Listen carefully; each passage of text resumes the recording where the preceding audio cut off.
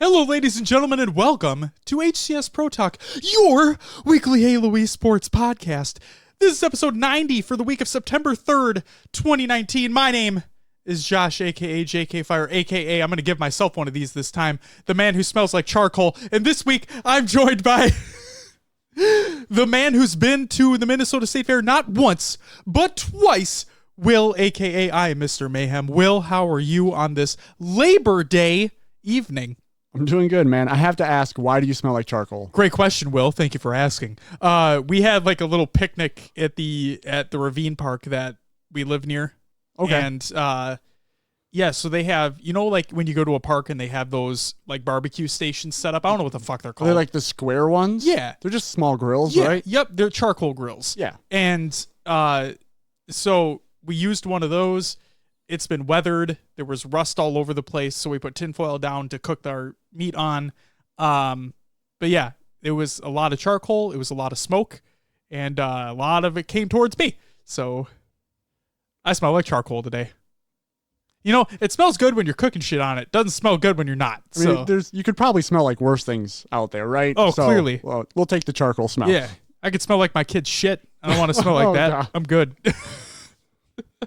Josh, what do we have on this episode? That's a great question, Will. Thank you for asking again. This week on HCS Pro Talk, we have the end of an era. We have news, Will. Lots of it. We have tournament announcements and recaps, of course. And finally, we have our UGC's The Halo Classic Atlantic City preview. Because believe it or not, Will, that means there's a big old tournament happening next weekend. And by next weekend, I mean this coming weekend. And it's going to be a big one. The big boy. Are you excited for it? I'm very excited for it.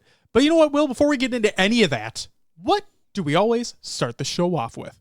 Roster Mania! We have some Roster Mania. Oh, do we? Yes, we do. Let's roll through the Halo Atlantic City free agent list provided by noobcombo.com. It's a wonderful Google Doc. Oh, you know what I should say before you go through the Google Doc? What's that? So I could have included some of the newly announced UGC's Atlantic City rosters here as well, but since we have the preview show later on in the show, we're going to include that in roster recap. So Will, take it away. Sounds good. Let's go through the Halo 3 free agents that are listed here. We have iBeast and Cynicals, Rigorino, Night Shadow 117, E2K Nova, ICN Deadlie, Bandemonium, Bumsauce, Gunstrafe, Faruka Bazooka, Wartime, Crutch EBK, Night Fury, Phantom Snake, and Fable. Not Fable. I don't know who this is. Hopefully we can get it sorted out eventually. I think it was talked about in the Discord server as well. People asked if it was Fable, yeah, but it wasn't spelt the way they were, right. They were saying it. So let's run through partial teams. We have two listed right now. One is Insanity Gaming. This is Zyto and Mixer Honor. The second does not have a current name, but is Life Alert and Mike Fathom. Next up, we do have some Halo 5 free agents listed. We have D-Man 8, Hyro XCIII, and again, Fable. That's what I'm going to go with, Fable. Do it up. And then Fable is also on the Halo CE free agents list as well, so he's out there looking for someone to compete with. And really, that's all we have for Roster Mania this week. All right. Short, sweet, and to the point. But like we said, we have rosters coming up in roster recap later on in the show, so stay tuned for that. But that means it's time for COD, another Games to Watch. So, Will, guess what we got this week? What is it? Actually, a lot of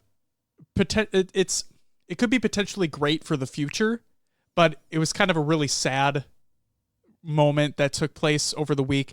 For those who don't know, first and foremost, let's get these two out of the way. Team Reciprocity and 100 Thieves are actually not going to be represented in the Call of Duty 2020 season. So for those who don't know, Call of Duty is going the franchising route for 2020 at least, which means that no offense to Reciprocity and 100 Thieves and all the other organizations as well, but there are a lot of big names, a lot of big money coming into the fold here, and franchising means cities, means big state representation, and Will, I don't know if you knew this, but Minnesota's going to have a team. I saw that. Yep, and obviously I'll be buying merch because... Got to rep Minnesota. Absolutely. But no, it is sad to see that Reciprocity and 100 Thieves aren't really going to have that chance in that space. Hopefully they're able to come back because I think that they stand for some great things with that in the industry, and they're doing things right. And that's one of the big things that we talk about on the show is we want organizations to do things the right way. So Reciprocity, 100 Thieves, they're doing that. It is sad to see them in this state, but we'll see what happens in the future. Yeah. Nate Shot actually put out a YouTube video about 100 Thieves leaving. Yep. And you could tell he was just heartbroken, but it wasn't the right business decision. He said they are still a startup. Right. They need to focus their money in the right direction. Absolutely. And it would be too much of a risk for them to move that franchise route and basically put their whole business based off of Call of Duty. And if they were to go that route, yeah. So they're playing it smart and they're doing what they have to do. But from what I've seen, how they're going to be there eventually. I think they just have to work up to it. Right. They're making all the right moves. And that's the biggest thing. And then also, I believe it was Nate Shot who came right back and said that they're actually looking for a Counter-Strike roster. Yes. So I believe they said they're going to the finals, I believe, and they're going to be scoping out talent there. I don't know if it was finals or a major or whatever, but they're going to an event for Counter-Strike. They're going to be scoping out players. They're going to be looking for top-tier talent for their soon-to-be Counter-Strike roster. So congratulations to them. That's awesome. The next thing is MLG vets take their leave, and it looks like I added a bunch of letters there on accident, so we're going to completely mitigate that. But so this news to me came out of nowhere. So I guess we'll just say this. So Mr. Adam AP has been with MLG for damn near forever. Here's what he said on Twitter, and I quote, "After working on close to 60 games and hundreds of live event programs, I've decided to leave Activision Blizzard. More importantly, after 16 years, my time as a member of the MLG family has come to an end. I'm not done. I'll be sharing what I'm doing next very soon, but I'll be running more events and building more programs with my team. Many of you know how to reach me if you need me, but if you want to drop me a line, it's APICELLA Adam@gmail.com. So yeah, he's been around for the longest time. For those who don't know, Activision Blizzard purchased MLG. Like, they acquired MLG as a company. So take that as you will. I know people have a lot of reservations about Activision Blizzard, especially with the way things have been going currently. So we'll see what happens. But that wasn't the only individual who decided to take a leave. Puckett did as well, and this is from him on Twitter, and I quote, "Today marks the end of the MLG era for me. 16 years and hundreds of events later, the last of the founding fam are stepping away. Thank you to everyone who poured their hearts into making esports what it is today. I will never forget where we started and what we built." So Chris Puckett, for those who don't know, he's been around for a very long time as well. I believe got his start on the Halo events, just like MLG did. And for those who have not been paying attention to Puckett, he's been working, I believe, as a freelance on the Overwatch League. And for those who don't know about the Overwatch League, yes, it's an Activision Blizzard game, but MLG is the company that broadcasts, runs the tournaments, and all that. So keep that in mind. But no, Puckett said he's really not going anywhere either. He's still going to be working freelance, but I imagine that they have ideas. And we were speculating about this in the Discord as well. Like, what if they came back? What if all these people, because they're not the only two that left. It was a lot of, so you know when Optic got bought out, right? And a lot of the founding Optic members left. And they're like, we're going to do our own thing. We're going to leave this to them. Whatever. Okay? Optic for life, basically. And they came up with that like old guard line, you know? Part of me just speculates, what if all these people who left MLG come back together, make their own thing? And people have been speculating in the Discord, like, what if they do the Halo events for Infinite, right? So it's not MLG, but it's basically MLG. It's MLG without the name. And because I was thinking about it, and if they made their own organization or broadcast network, whatever they want to do, they have the talent for it. They have the knowledge, and they've done this for so long. They know the ins and outs of it. They know what works. They know what doesn't work. And they'd be their own people. You know, they wouldn't have this overarching umbrella watching over them the whole time. They'd be able to do what they want. The only thing that they would need to do is, again, build up money. Right, absolutely. So that could be, you could get stuck right back where you were. If you reach out to investors, then they have control. It could be very difficult. But you're right, the talent's there. They know what to do. Yep. I'm really hoping so. I think it'd be incredible. But and then also Puckett was talking on Twitter about getting everybody together for a podcast to talk about the past, present, and future. I think that'd be amazing to have them all sit down and really talk it out. Yeah, and especially if they followed that, went through the past, what it took to build MLG. Yep. What's currently going on with it, and then what they have planned for that'd be amazing to hear. I think it'd be fucking awesome. But that's it for COD. Another game to watch. Hey, Will, guess what? What? It's time for Will's Adventures Within the Oververse.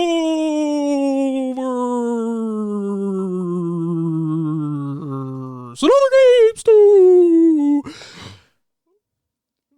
Yeah. Guess what? What's that? We forgot to add a game to our list. And I'm just to ours. What we played. Oh, yeah. Well, at the end, okay? Yeah, that's fine, because I just remembered, because I'm like, oh, fuck, that's right. We did play a game, and we played it together. But that's beside... Okay.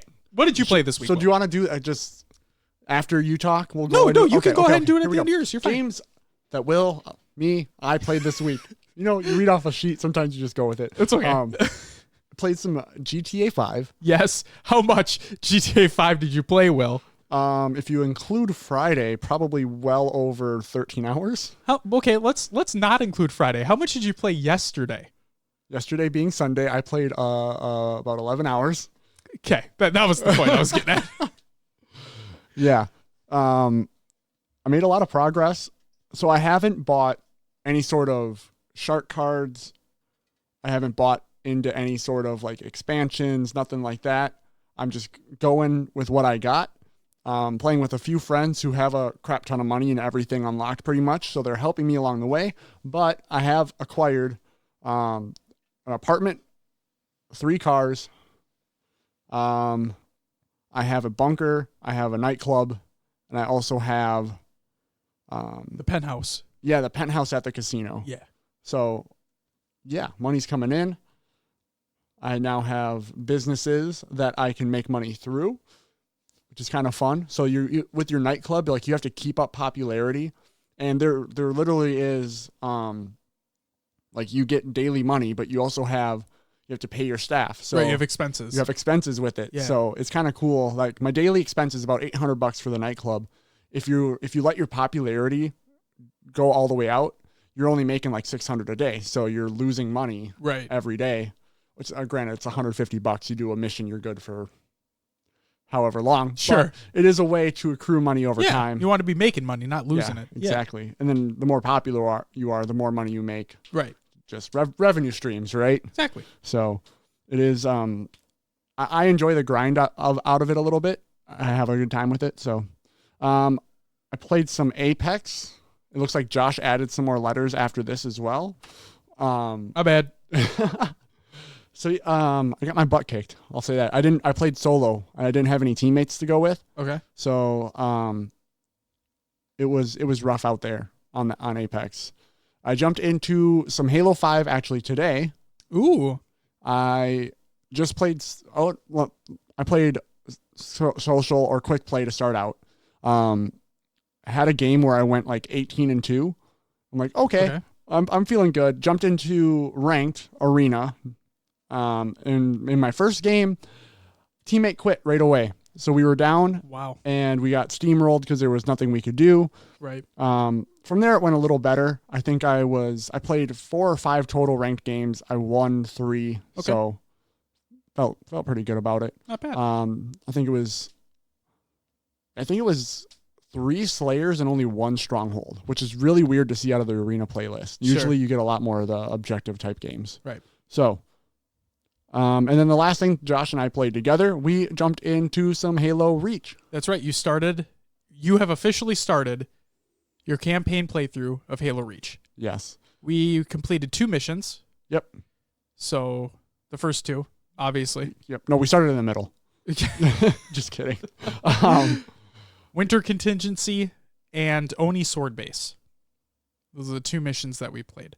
Yep. There is a decent amount of customization in there. Yeah, you were kind of like when you were going through the menus and whatnot, you're like, oh man, there really is a lot. I wish there's compared though, like to how many different variants of like helmets they had in Halo 5. Sure. It's realistically not that much. But so when you have your base helmet, yep, right, and then you can add things to said helmet as well. Yep. So it goes deeper a little bit. Yes, but there aren't as many, I guess you could say, base helmets. Yeah, you can. I mean, if you're running a scout helmet in Halo 5, it's just the scout helmet. Right. There, you can't add like the side, the light mod on the side or whatever it may be. Yeah. It is what it is. But yeah, first couple missions went fine. We had some severe frame droppage in one of them towards the end. Yep, that's Reach. Which is, Reach on 360, played on the Xbox One. Yep. So, but it was a good time. I look forward to jumping back into it. Good. So we got to do that soon. What are your thoughts on Bloom so far? So I've been using the DMR and the pistol a lot. Yep. I haven't really felt a lot of Bloom. Okay. I don't know if that's mainly with the AR, but I just haven't felt like there's been a ton of Bloom. Okay. So I'm excited to hear what you think when we finish the campaign. Okay. Yeah. Because I might feel a little differently later. Maybe. I don't know. You're 2 missions in. You've had a little bit of a feel for it. So, and like you've never played it before, so I'm excited to hear what you think about it, especially when we get towards the end. All right. For Sounds sure. good. So I played 2 games this week. Not a whole lot of games being played on my side of things, but played some FCC. The community play date took place. It was great as always. And the one thing I'm going to say is that so the majority of the time was spent playing 4v4 Slayer. Okay? We're just doing social Slayer, including all the games. We get what we get, right? The thing that boggles my mind is that Valhalla on Halo 3 is a 4v4 option in that game. Fuck no. Get that out. Why? It's a big team battle map. It's not a 4v4 map. That is a big team map. Easy. So the fact that it was, I'm floored by it. That's so stupid. But no, other than that, it went really well. I was happy we played it. It was a good time. And then also, we played Reach. It was what it was. You know what? I thought about this. People know I shit on Reach all the time, right? All the time. But the fact of the matter is, playing through these games again with you, because you're experiencing these for the first time, right? Yeah. I'm not. So when I'm playing through them with you, I get to take a step back and pay attention to all the little details that I may have missed years down the line. And I think it's, for me, it's still a lot of fun because I'm finding things that I never saw before or never paid attention to before, because before I was always focused on, I got to kill the enemies, go to the next objective, that's it, right? See, yeah. And I fall behind sometimes. Sure. Because I'm like, what's over here? And you're just like going through killing the enemies, Yep. going to the next area, and I'm like, wait, you're all the way over there? Yep, so I got to take more of a step back, but I'm definitely enjoying myself now that I get to have you experience these for the first time, me jump in and experience things that I haven't really paid attention to before. So it's good. Frankly, and I can't believe I'm saying this, you can quote me on this, I'm excited to play through the rest of the Reach campaign. You heard it. Oh boy. There it is. You were going to say something. I'm seeing a lot of similarities between 4 and Reach. Really? Like, just... Reach did... 4 did come after Reach, so yep, right so after. Like the armor pickups are the same, right? For like picking up armor lock or... So armor lock was not in 4. No, but like, didn't they have the armor abilities in 4 like that, where you had to pick something up to have sprint, or maybe not? What else had that? I feel like something else had that. Did 4? With the jetpack, right? Because you could pick up the different things as you went along in the mission. Was that in the missions, or am I going crazy? I felt like Am I going crazy? I feel like I saw those things before somewhere else. You probably did. Dude, I don't am know. so It's not 4. remembering It's right not now. 4. It feels like, I don't know what it is. Because it wasn't in 5. Nope. Never mind. Wait. Never mind. Am I losing my fucking mind right now? I swear to God. The only other time I played Reach on PC at Outpost. Is that what you're thinking? That's what it felt like, because the graphics looked better like a Halo 4, I would say. Yeah. It might be. The game looks good. I like the art direction of Reach a lot. Let's hope it turns out okay on PC. I'm really excited. Do you think we're getting it 2019? Yep. Yeah.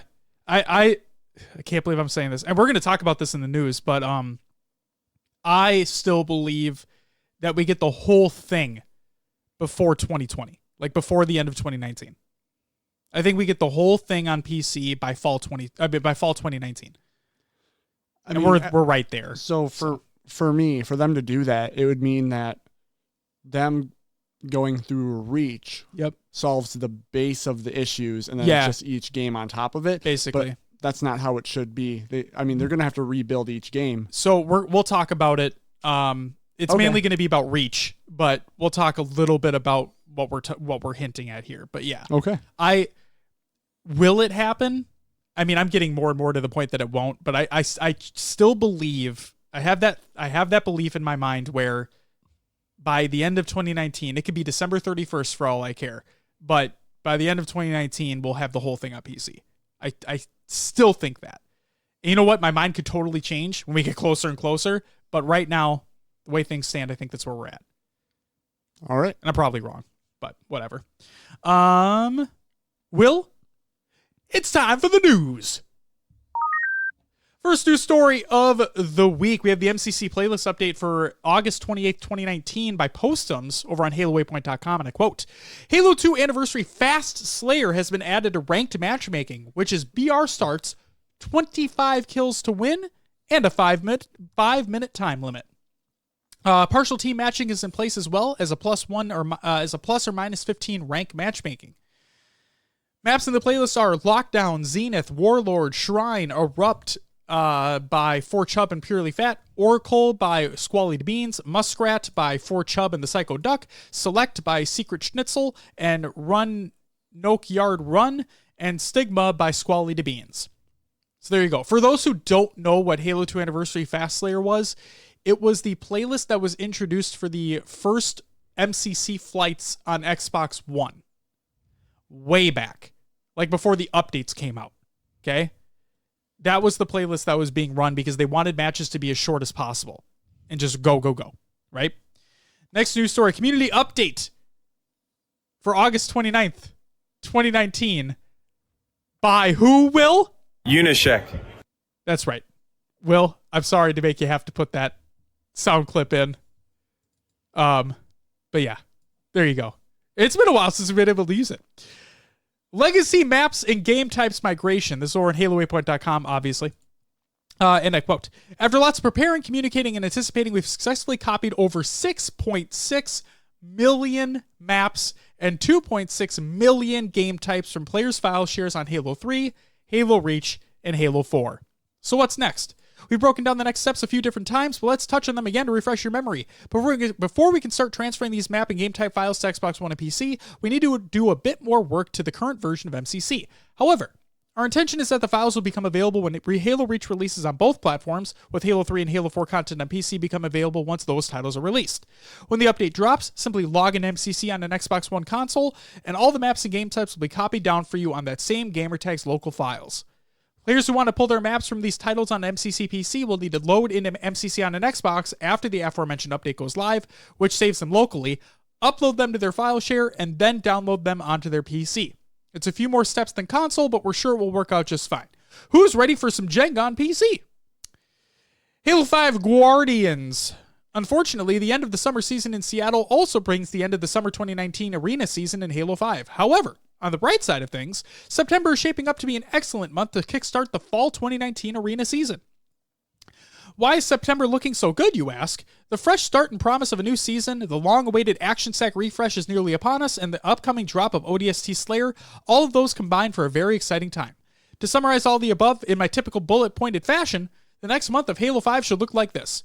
For September, well, this is for August, but August 29th, Rock and Rail rotates in for Forerunner Slayer, and Warzone Turbo goes live for the weekend. So, in other words, it's no longer a thing. There you go.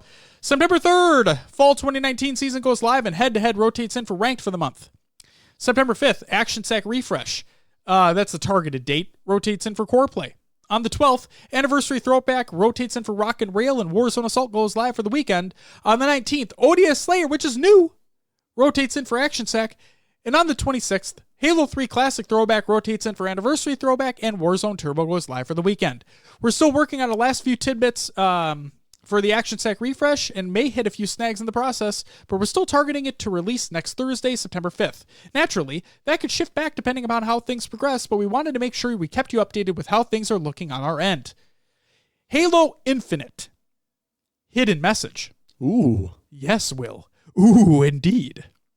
Only a few days after our last community update, Zepyal, Xepyal, a dedicated and very clever community member, managed to stitch together a hidden code that was hidden in this year's Halo Infinite E3 trailer. The code they found ultimately pointed directly to an audio file embedded here in the depths of Waypoint. If you haven't heard it yet, the link is included in the article in the Google Doc of the show notes. Although I was pretty surprised it took around 6 weeks for the community to uncover, as I know how much people dive into the details, some members of the studio expected it to take much, much longer. Regardless, once it was found, everyone was buzzing around talking to each other about how happy we were that our little Easter egg was finally found. It was a very cool moment to share it with you. Thanks for finding it. Okay, people have been asking. Here is the official list. What? Before we go into the pro team, did you listen to the audio sound? I did. It was Cortana. Yes. Yes. She's there. Well, yeah. We know that. I But was just going to say, we clearly do that. so for those who She haven't ain't heard dead it, yet. a little spoiler alert. The bitch. So if you don't want Infinite anything spoiled at all, mute this for about a minute or two. But basically she said like, this isn't me, but it is me, right? She had that like kind of, this shouldn't be, but I'm here. Like, it was weird. Yep, it is weird. And it's, so again, this is spoiler territory, but she basically mitigated so she was going rampant in 4. Yep. AIs normally last around 7 years. And actually, fun fact for you. You ready for this? Yeah. So for those who have not watched this video, I highly recommend you go and watch the, oh my God. Am I feel like such an asshole. Halo Canon. Halo Canon put out a video about like facts that you may not have known about the Halo universe. Will, did you know that Halos 1, 2, and 3 took place in the span of 3 months? Really? Yep. Like an actual timeline of like 3 months is when the games actually took place. No way. Yep. Okay. So that, like, to put things into perspective here, Halo 4, right? Cortana AIs typically start going rampant after 7 years. By rampant, I mean they start deteriorating, they go crazy. They're supposed to be decommissioned after 7 years. Cortana didn't. And she basically went full-blown rampant, and she was able to basically mitigate the effects of it herself by implementing herself into the Forerunner network, right? So, then in Halo 5, you realize that, yes, she's still alive, and she is a lot more powerful than ever before, and she is basically a psycho bitch at this point, for lack of a better phrase, right? So we don't know what's going to happen with her in Infinite, but she's clearly there. And also another thing, the Didact is not dead. So the Halo 5, right? Halo 4, at the end of Halo 4, quick time event, you quote unquote kill the Didact. Based off a comic book series that comes out, he is not actually dead. The Didact is still very much alive. Whether or not the Didact will be in Halo Infinite, no idea. But we'll see. We'll have to wait and see. All right. Yeah. Sounds good. Yep. Exciting stuff. Very exciting. Right. End spoiler time. All right. Back to the news, Will. What do we got? All right. So the pro team. like you hinted at earlier. So now we have the official list of the pro team that is confirmed for Infinite. This is the full roster. This includes Wes Clutch Price, who's the team lead, Richie Hines. It's Hines. Vissel or Weisel. I don't know how to pronounce his first name. I feel like an asshole now, but it's Alltown. Baby J, Anthony Mahias. Is that it? I think so. All right, cool. Mickwin, Gregor, Hell Heavens, or Hell Havens. Ooh. And Assault. So there you go. It is 8 people. So they recently added... Well, 9. It's 9 including the team lead. With the team lead. Yeah. So it's kind of funny. Before they announced the last 2 that were added, someone on Twitter commented, I believe, on one of Tashi's tweet or something, being like, hey, how can the pro team... It was Moses. Yeah, 4v4 maps if there's not 8 players. And Tashi replied with like, who said there were this many players? Yeah. Yeah. So it was kind of funny. It was. And then shortly after, there's the tweet saying, we added 2 new members. Exactly. So exactly. It's perfect. Yeah, it's 9 people total. There you go. There's your pro team for Infinite. And like I said, if Infinite doesn't come out the way you want it to, I don't want to see your ass on Twitter being mean to these guys, all right? They're just testing. Exactly. Basically. They're doing what they believe is best. They're doing what their job entails. And don't be an asshole. So for the pro team, right? The pro team. It's they have influence, but they're not making direct decisions, right? No. They can say, "Hey, I don't know. We don't know. Think. We don't That's know. true. We don't know." So, I mean, the base gameplay is going to be made up before it's in their hands, right? Right. They have to figure out what works around it. So, yes, just be nice to people. Yes. Yes, be nice. Halo Championship Series. Microsoft Store events. Grab a friend and start practicing for your teamwork. Our monthly Microsoft Store events are continuing with a Halo 5 2v2 on September 29th. It already took place. Usually these events start at around September 29th, and it has not happened yet. Thanks, Will. You're welcome. You know, months are hard. Dates are difficult. You know, I just like, fuck it. Fuck me, man. September 29th has not happened yet. August 29th did happen. So this was not August. This is September. Will's right. I'm a moron. Usually these events start at around 1 p.m. local time, but please remember that it always depends on your Microsoft Store's schedule. Be sure to check. So be sure to look ahead and register for free on smash.gg/MRS Halo. There also should be a broadcast on mixer.com/Halo to showcase some of the top duos competing that Sunday, so keep an eye out for that. Well, you know, keep an eye out for that. That's... Were you still thinking that it already happened? Halo gear, Will. We're moving the fuck on. I hope there's no more goddamn dates in this. Halo gear. Halo Oblivion. Troy Denning's sequel to Halo Silent Storm is making landfall on September 24th, 2019. Hey, guess what, Will? That date has not happened yet. Perfect. Yeah, that means that the next Master Chief story arrives in just under 1 month. It also lands one day before Halo 3 turns 12 years old. If you want a taste of what this book is about, here's the excerpt from the cover. It's included in the article. Check it out.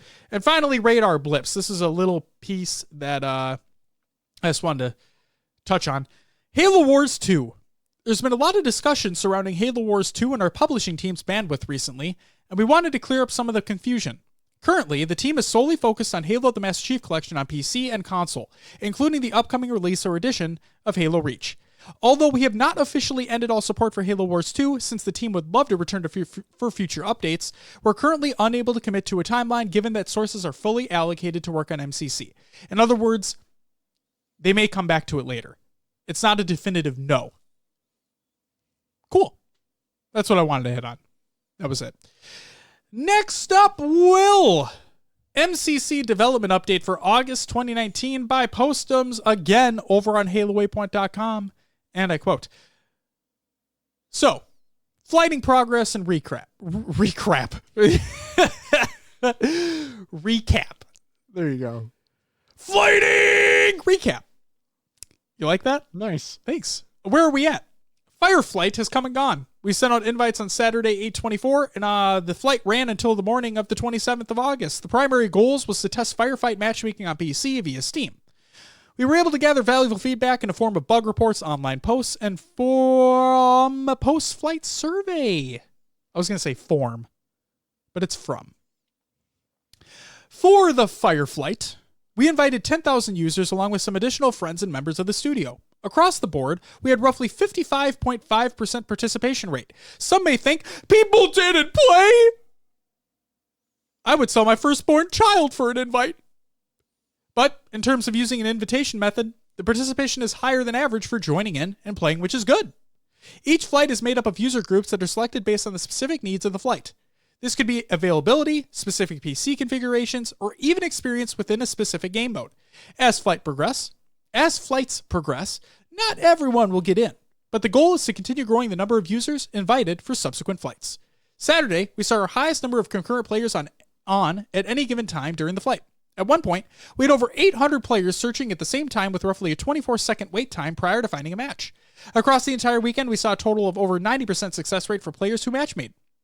Participants who took the time to submit tickets via our new Halo support site, we saw over 400 unique tickets come in from the community reporting bugs. A huge thank you to those who took the time to do so. We sat down this past Wednesday to review, prioritize, and work on getting the issues you reported fixed. Looking ahead, we are currently in the process of reviewing all the flight data and planning how we move forward. We are looking to gain additional insights in a few areas, and there is talk of conducting an additional Fireflight to gather that data. More details will come as we analyze and reset goals for any additional flights. Barring any additional flights joining the mix, the next flight on the docket is the Xbox PvP flight. There isn't an ETA yet, as the team is shifting gears over to focus on this next major milestone. We will have more info to share in the future, but right now, everyone is catching their breath and evaluating what remaining items are needed to complete and get ready for the next flight on Xbox One. By next week, I will hopefully have some more information to share as it relates to the Xbox One flight, so stay tuned on that front. In case you haven't registered, please head over at the link they provide in the article and sign up to be a Halo Insider. Or, if you already are, make sure to update your profile if any of your preferences have changed or your PC specs are different. Make sure you have verified your email address or we'll be unable to send you a flight invite. Xbox One development update. It is no secret that adding reach, new features, and all the bells and whistles that the team has been working on into the Xbox One MCC build has been challenging. While we previously discussed the memory limitation issues we have been hitting while getting ready to add in reach, the team has been making progress on this, but it is no easy task. I spent some time with senior producer Michael Farney from the publishing team discussing how things are going and where the team is currently at in the interview below. So Postum asks, when you were looking at the project as a whole, what do you think the most challenging thing left to do? Michael Farney states, getting MCC console to run within memory constraints with the addition of UE4, Unreal Engine 4, and our additional feature set. We've been working at this for a long time now and are making good progress, but there's no magic bullet. It's a unique problem that just takes a lot of trial and error, figuring out what worked, what didn't work, and continuing to iterate. We are tweaking these games in ways that they were not designed or architected for. Beyond that, we have a lot of additional UI screens that have been added in Unreal due to PC-centric features. UI in most games can be delicate, and we found this especially true in MCC.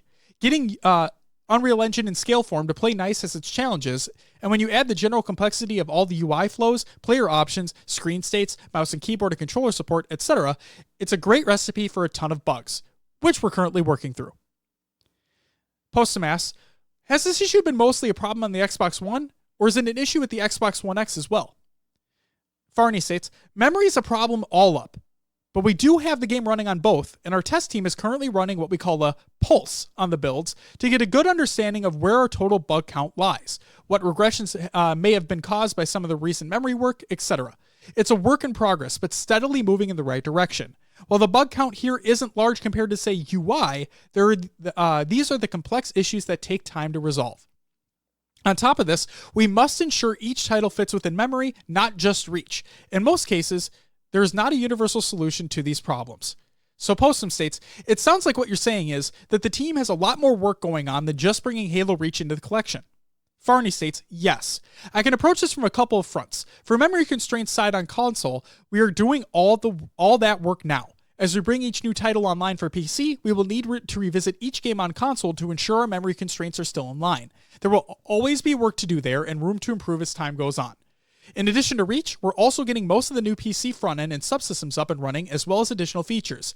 These are things like mouse and keyboard support, gameplay feel, new settings, uncapped frame rate, resolution support, progression and customization, etc. There's a huge amount of work here that needs to get done, and I think a lot of people overlook. Once all that work is done and we move onto other games in the collection, we will revisit as we can to update additional UI, features, revisit bugs, and continuously make the collection even better. Post-Reach, our new challenge will be to split up development streams so that we can support a live game service model as well as the future game releases. So, they have a lot more work to do, clearly. And that's why, like we were talking about how once they get the one game done, right? Now, the memory constraint is a big deal, right? When they bring on more games, it becomes a bigger issue over and over again. But I do believe that once it reaches on MCC and PC, I think it might be not necessarily easier to port the other games over, but more consistent. Yeah, I'll use the word consistent. Because who knows, there could be a major issue with Halo 1 or Halo 4, right? Further on in the development cycle where it's like, oh, fuck, we didn't see this coming. Or it could be, well, we have our groundwork laid down. Halo 1 and 2 have technically already been on PC before. But for Halo 1 specifically, they want to try to have that Xbox, like that one-to-one Xbox, the way it used to play on the original console, right? They want to try to bring that over and make it as good as they possibly can. So, in the words of our show, we'll just have to wait and see. What do you think, Will? Do you think it comes out by the end of the year or no? What do you think? It's tough to say. We're moving into September here. Yeah, we're already in September. That's 4 months. Mm-hmm. If we bring it all the way to the deadline, which is like December 31st, if we say that, do you think it comes out in this year? Reach itself, yes. The whole thing, no. Okay. I don't think so. When do you think it will then? When do you think everything is finally going to be available on PC? Because obviously when Reach comes out on Xbox, like that's everything on Xbox. That's done. But right. They don't have to focus on that anymore. Right. What do you think? Gosh, the fact they're doing it game by game, each game was designed differently and plays differently. And they're releasing them separately as well. Yeah. Yep. Gosh, I'm going to say it goes up to the end of 2020. We might see Infinite before we see the last MCC gamer play. Wow. Release. Man, I fucking hope not. I hope not as well, but it might be the case. What's the last game to come out? It's going to be 4. Because they're going in chronological order, so it'll be Reach 1, 2, 3, 4. Got it. I should have known that. Oh, you're fine. I mean, yeah, you're fine. Don't worry about it. All right. Because at first I was like, oh, when they announced it, at first I was thinking, oh, they're going to bring Reach first, and then they'll bring all of MCC, right? Just at one time. Or wait until they have everything done and then port it all over. But no, then they came out and said, nope, we're doing it as a staggered release, each game going in chronological order. Okay. And for those who don't know, I think it was $10 per game, which is like $60 total. Yep. Wait, no. Reach 1, 2, 3, 4. Those are $10 a piece. And then ODST will be $5. So it'll be $55 for the whole thing on PC when it releases. Yep. So cool.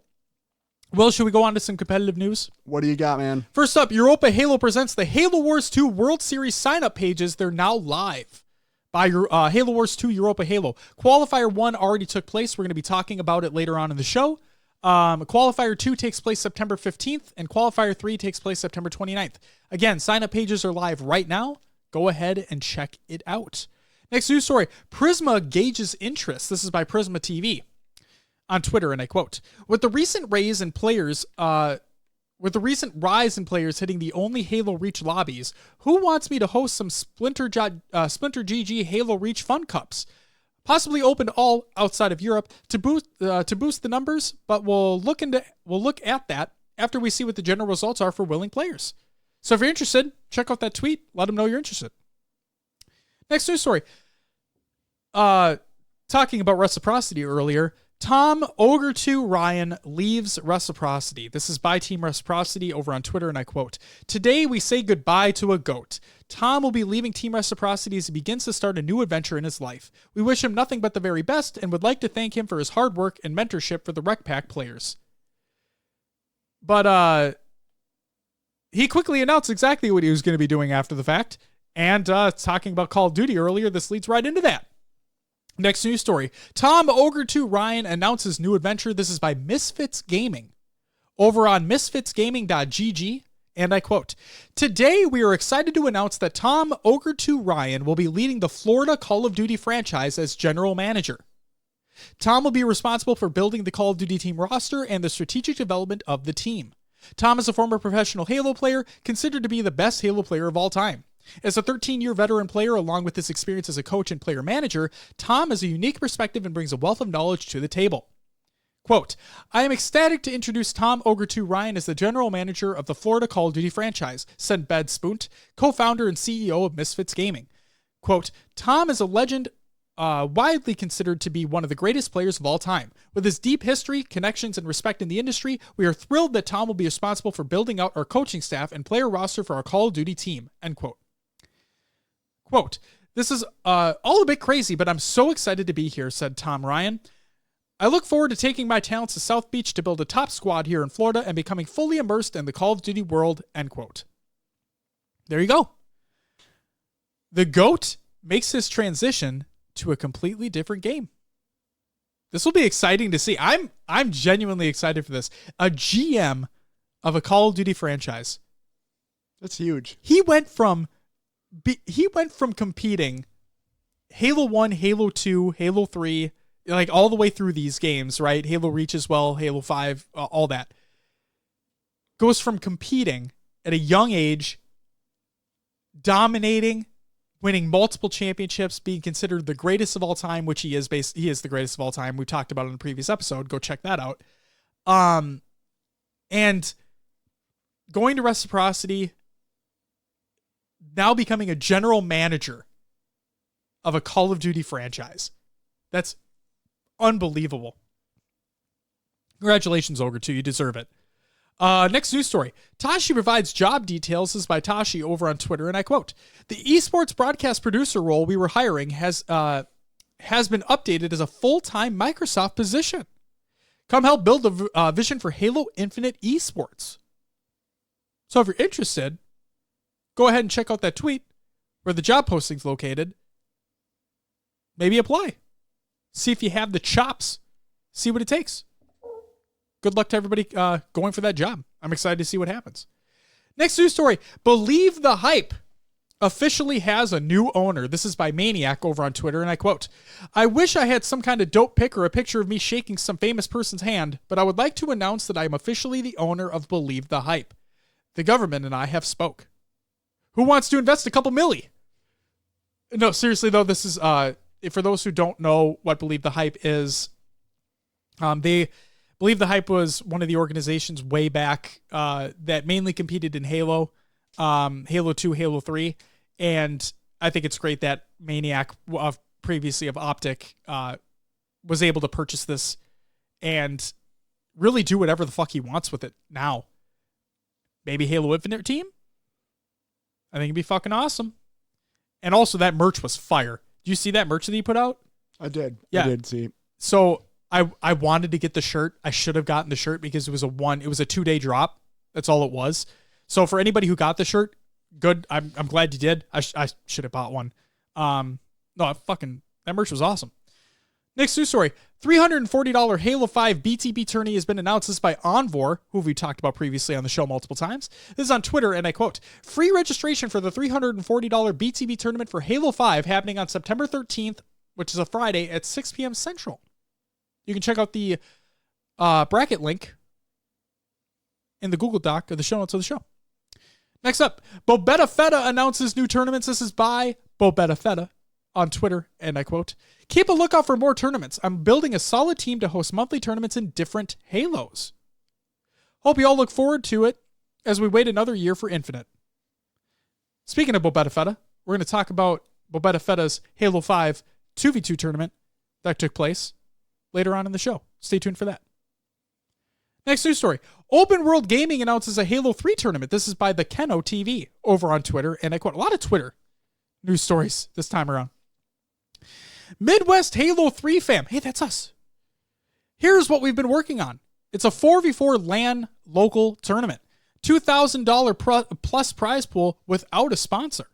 It's an all-day event. Main stage is going to be streamed live. 24 teams max, $200 team pass. Registration opens on the 6th of September, coming up very soon. And there's going to be brand new equipment. So go ahead and check that out at the link in the Google Doc of the show notes of the show. Sign up if you're interested. Next news story. The Pro-Am Halo League announces their first tournament. This is by Memorize. This is actually from Discord. And I quote, "We are holding our very first Halo 5 tournament. The details are as follows. It's a 4v4 tournament from October 12th to the 13th. Will, don't know if you know this, but that has not happened yet.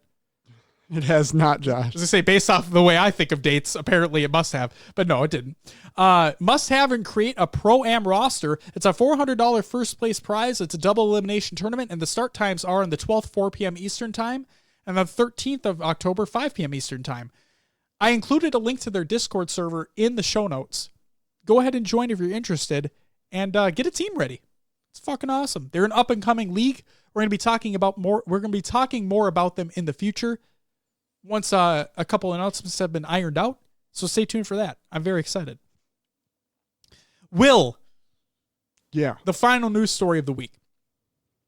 Nated speaks his mind. And I'm excited to hear your thoughts on this. This tweet blew the fuck up. Yes, it did. This is by Nated over on Twitter, like I said, and I quote, "Sprint will never work the right way in Halo 4v4s for a variety of reasons. Take sprint out and increase the walk and strafe speed so it isn't too slow. Then it'll finally start feeling more like Halo again. Sprint, clamber, thrust, slide abilities aren't needed for good Halo play." Will, what are your thoughts coming from Halo 5? Shit. I get it. A lot of people out there want the slow-moving Halo. It's not what I like about what I like about Halo, I guess. Right. There's reasons. Okay, I get, like, we just had our interview with Saiyan, right? We did, yeah. I was getting... Check out that episode if you haven't already. Shameless plug by Josh. I get what he said about having these maps designed around clambering to get in spots, right? You can't make that jump on your own, but you could clamber to get up there. I get that. Take that out. If you want to get to a spot, be able to jump up there. I was going to say, the problem is that clamber just doesn't work 100% of the time. Right. And it's very frustrating when it doesn't, especially with the Forge maps, because it may work one time, but it doesn't work another. And there are Forge maps in competitive 5. And if the clamber doesn't work the way it should, that can completely ruin a setup and just destroy the game. Right. Sprint, it can be there, right? Your gun's down. You can't recharge your shields.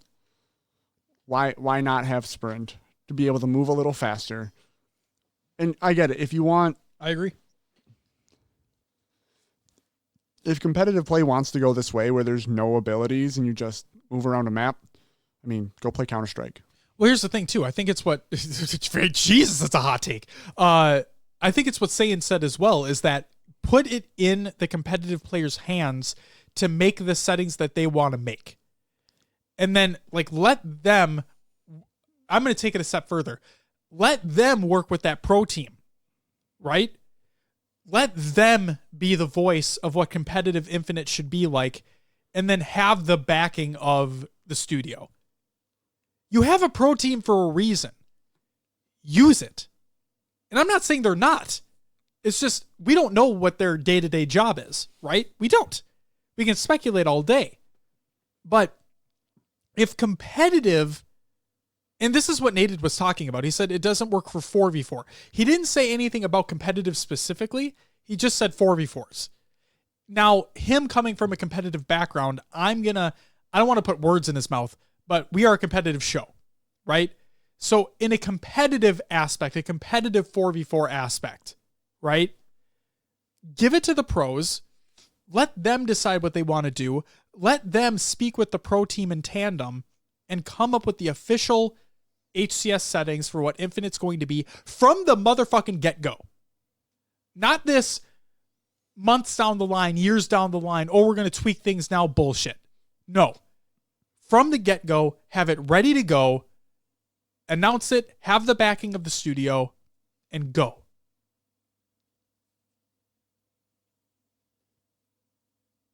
I'm fine with Sprint being in Halo Infinite.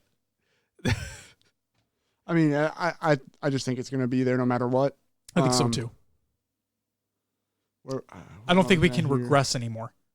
Yeah. I could see if like thrust and slide was taken out. Yeah. Right? So you don't get that like crazy movement. Yeah. But I think sprint and clamber kind of at the base. And like Sayan said, as long as the maps don't revolve around those settings, right? Yeah. If you can, like they are in 5. Like they are in 5. Yep. If you can still play quote unquote base Halo or old school Halo with it, why not? Right. So obviously we make this joke all the time, right? About classic Halo. Well, what is classic Halo? Is that Halo 1? Because technically that is classic Halo, right? Obviously we know what people are talking about. They're talking about abilities. They're talking about movement. Now, but again, if you want classic Halo, that technically is 1. And in each game, things changed. And competitive settings in 2 and 3 specifically were completely different than what the base game included, right? Movement speed was increased like Nated was talking about. Radar was removed. So on and so forth. Like, it was such a big deal in Reach that they got rid of Bloom and Sprint. Because it was such a big deal in competitive, they got rid of it, and they made NBNS. No Bloom, no Sprint. Like, they had to come out with a completely different title update. It was TU whatever, and that was what the game ran with from that point forward. And I'll make the joke again. If you want to play classic Halo, go play Halo 1.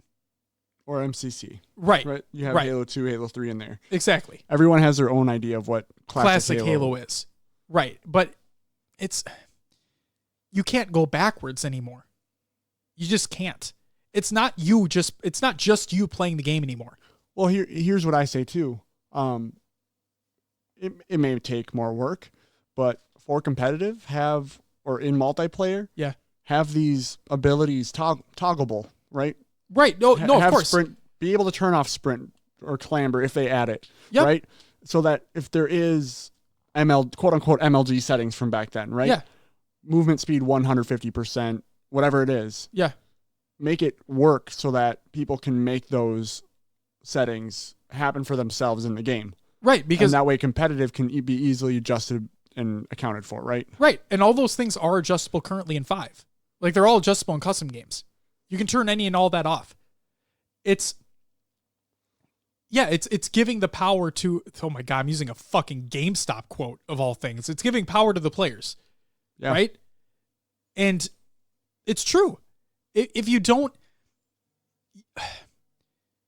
I'm a firm believer that a studio can't regress. Okay? When it comes to making a game.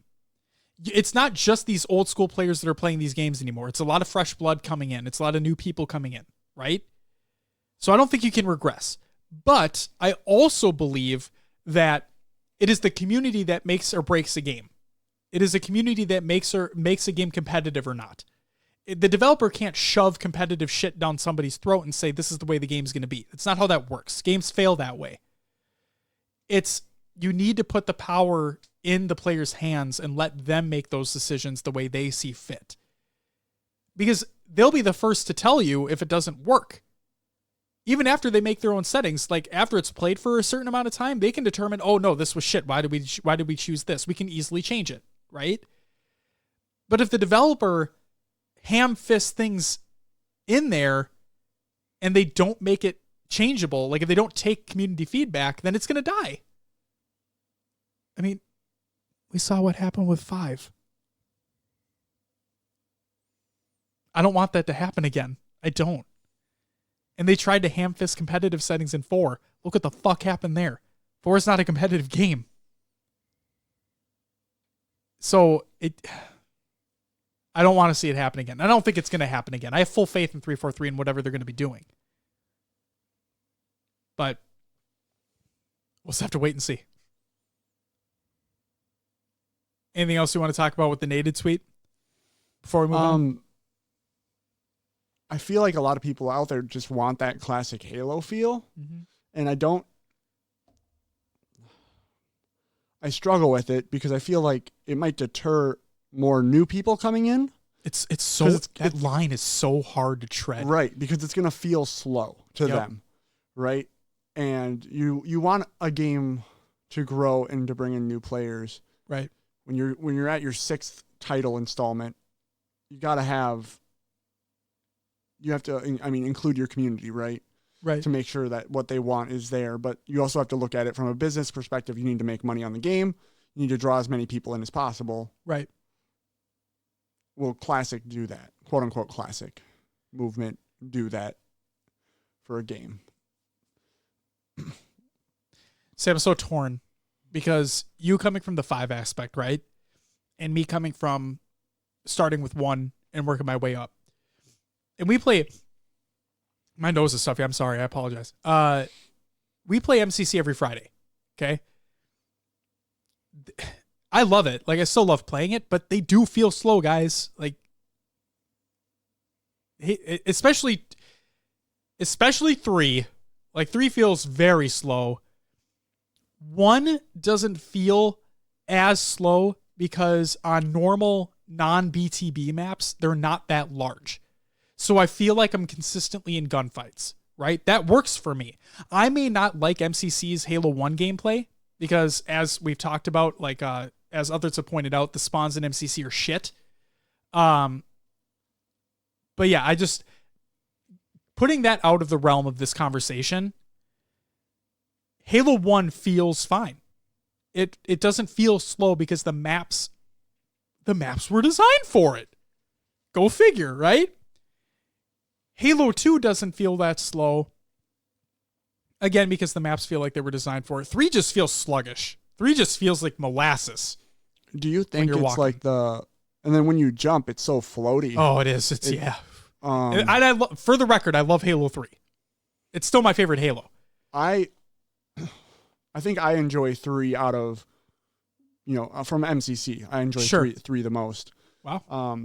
I also love, I did it today for the first time. It felt awesome. I sprint, slide, jump. So basically what the scenario is, my team got an enemy player weak and he went to hide under cover. Sure. Kind of behind a ramp, right? Oh, okay. So I sprinted, slid, jumped, did the 180 as I flew like backwards over this ramp where he was crouched and popped him in the head for the kill. And that feeling of that movement and doing that felt so cool. You know what had been the icing on the cake? If you said you ground pounded. No. I fucking hate ground pound. Yeah. No, but that's it. It's that fluidity, right? Yeah, it felt really good. It does. It really does. And we've talked about it multiple times. And yes, it leads to good conversations, but I fucking hate how this is a topic that continually comes up. Oh, should sprint be I want sprint. I want classic gameplay. Fuck. Come on, guys. Seriously? If it has sprint, you're going to fucking play the game. Shut up. If you don't think you're going to play the game because it has a sprint in it, get the fuck out of here. I honestly believe that the campaign and social will have at least sprint and clamber. Okay. And I'm wondering if they learned their lesson with ground pound and Spartan charge. I fucking hope so, and man. I hope those type of abilities are out. I mean, people complained about armor lock, obviously, and reach, right. And not a lot of people were happy with the armor abilities. Well, people complain about shoulder charge. Titans in Destiny. Oh, yeah. And then they nerfed it. And then people complained that they nerfed it, so they brought it back. And it's still broken. Shoulder charge in Halo and Halo F5 is broken. Yeah, it's one hit. Yeah, it's fucking broken. So, yeah, get rid of that mechanic, please. Don't try to nerf it or anything. Just get fucking rid of it. Yeah. But I think there's going to be some base, at least sprint and clamber. Yeah. Thrust is kind of on the borderline. I like thrust myself. I'm fine with it. Sure. Could lead to some more interesting gunfights. It can. For sure. But then when we got further and further into Halo 5's life cycle, it's been shoot, thrust, shoot, finish off a kill, right? Yeah. It's you know what the fight's going to look like. It hasn't led to much variation. Sure. So maybe it might not be there then. But it could also, like, to your point though, it could also lead to maybe it'll help me get into or out of a situation, but not drastically, like you're sprinting away, right? Yeah. You're shooting at somebody and you know, like maybe they don't see you yet, and you just thrust like behind cover or something. Oh, where the fuck was they getting shot from? I don't know. Now you can lead to a different advantageous position. It can be used for a very small movement like that too. And here's what I'm going to say. If, people say, oh, thrust, you can get yourself out of a bad situation that you shouldn't have been able to get to. Make the maps a little bit bigger so that thrust doesn't maybe get you all the way behind cover again. Or sure. People have to have longer spans where you can't use it. So people have to be more wise with their thrust. Right. Find a way to nerf it without nerfing it, so to say. Yeah. But I can respect that. I guess it doesn't need to be there. I just think sprint and clamber are something that it's hard to take out at this point. Sprint is now kind of synonymous with where Halo's going. That specifically. It was in Reach. That was the start. It was just a standard armor ability. Then it went to 4. It was default. And in 4 it was broken because you could get your shields back by sprinting. Yep. Then in 5 they tweaked it, so it stayed, but you couldn't get your shields back if you sprinted. I think it stays. In what game nowadays do you not have some sort of fast walk or sprint? It's Counter-Strike. Counter-Strike. Because what, Gears has it, Call of Duty has it, Halo has it right now. What else? Siege has it. Yeah. Yep, Siege has a sprint. What other competitive FPSs are out there or third-person shooters? Yeah. Yeah, I think it... Obviously, correct me if I'm wrong, listeners, but I think it might just be Counter-Strike. So, it's hard to say that it won't be in Halo. Right. But for competitive, if they want to toggle it off and change the movement speed as long as it works with the maps. Right. There you go. I think that's the big key is being able to change it for competitive. Question for you. Yeah. You already know my feelings about it. The people who hate sprint, can't stand sprint, don't want sprint and infinite, right? Do you think they still play the game? I think they still play the game. I think they complain about it, but they play it because deep down we all have that love for Halo. Right. We better. People are going to play it. It's just people are going to complain about it. So I don't know, man. I don't know what they do. Like 343 is in a tough spot with what people want. And if I had to make the decision, if it came to me on my desk, are we adding sprint to this game or not? It's a checkbox. Do we have sprint infinite? Yes or no? And you have to check a box. Yeah, I'd be like, how much backlash would we have from from having it? Yep. And how much can we estimate people will not like the game if we don't have it? Or you know what I mean? Sure. But you would hope that the game is obviously going to be designed around one or the other scenario. Right. I don't know. Oh, shit. I don't know if I could check a box. Oh my God. What'd you just think of? That could be horrible. I kept talking about how put the power to the players' hands, mm-hmm. have the professional players decide what they want to do. Yeah. Dude, if the maps are designed for sprint in mind and competitive wants to take sprint away, how are the maps going to feel? Very slow. Very different, right? Going to take forever to get out behind cover. Exactly. So what the fuck happens then? Is it all just Forge maps that are in competitive? Hopefully Forge works a lot better. I mean, like lag-wise, frames-wise. I don't know. Infinite. Man, I just thought about that. That could be scary. But I think that, so if competitive takes out sprint, they're going to increase base speed. Yes, they would have to. So that would help. Oh, yeah, that could just mitigate. I'm a fucking idiot. That could just mitigate it. Duh, Josh. And how long have I been here? And my brain is fucking fried, dude. I could tell. It was a long weekend. All right. Any more news stories to talk about? No, that's actually it for the news. Nice segue there, Will. Good job. We do have some upcoming tournaments of the week, though. First and foremost, September 6th through the 8th, we have UGC's The Halo Classic, Atlantic City. It's the big one. Will and I are going to be in the Discord. If you're not part of the Discord, we highly recommend you join it. Will's going to plug it at the end of the show, as always. We have our tournament watch and listen along, and we'll try to be in there as much as we can. We're going to talk about the tournament. It's going to be a great time, and we hope to see you there as well. September 8th, Europa Halo Team Takedown number 2. Check that out as well. Again, we're always in the Discord, so if you want to talk about that tournament and every other tournament that's there, by all means, feel free to do so. And then finally, September 10th, the Blam Gaming Halo Series Preliminary number 3 is going to be taking place. So there you go. Those are your tournaments for the week. Will, what do we got for the recaps of the week? All right. First up, we have the NLX Halo 3 2v2 results.